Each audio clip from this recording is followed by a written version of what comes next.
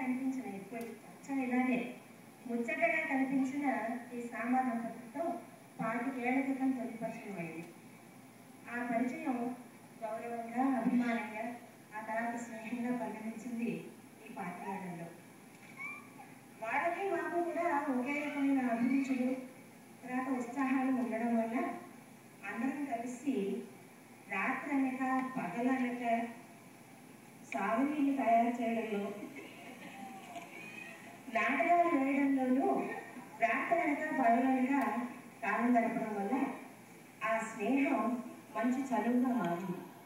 ఆ చదువు ఎంత చక్కటి చదువు అయిందంటే ఆవిడ సాపా అని కుంగురాగా తీసేస్తూ నేను సుశీల్ అంతటి మహాగాయకురాలని కళల్లో తేలిపోతుంటే కాదమ్మా, ఇది మనం లోకంలో ఉన్నప్పుడు జాగ్రత్తగా ఉన్నది అక్కడ ప్రత్యేకంగా మన్మలించే స్థితి వరకు వెళ్ళిపోయింది. ఆ తర్వాత ఇంకో పైలట్ ఎక్కి ఈయనని ఆవిడని నా కొడుకు కోడలుగా చేసేసుకుని వీళ్ళిద్దరు ఇలా ఎగిరిపోతున్నారు అని కాస్త అభిలాషను పెట్టే స్థితికి వచ్చారు.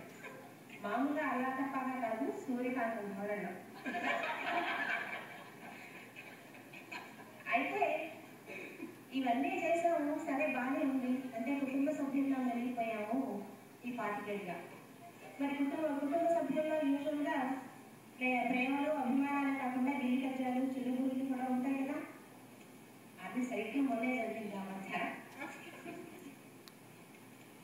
మొన్న ఆకాశాన్ని తయారు చేస్తున్న సమయంలో స్థలంలో రాత్రి పనులు చచ్చిపోతుంటే ఈయన నా వెనకాల కూర్చుని నసపెట్టేసి అదిగో 6 ఏళ్ల పిల్లలాగే ఏడిపించి తినేశాడు.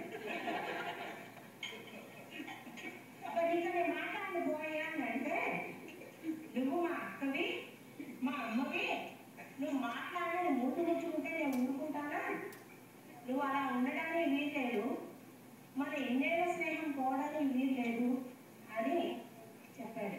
ఆయనతో పాటు మరి ఆవిడ, ఆయన తగిన భార్య కదా, ఆవిడ వంటపడింది. చూశారు కదా మీరు ఇందాక నుంచి తంతంతా.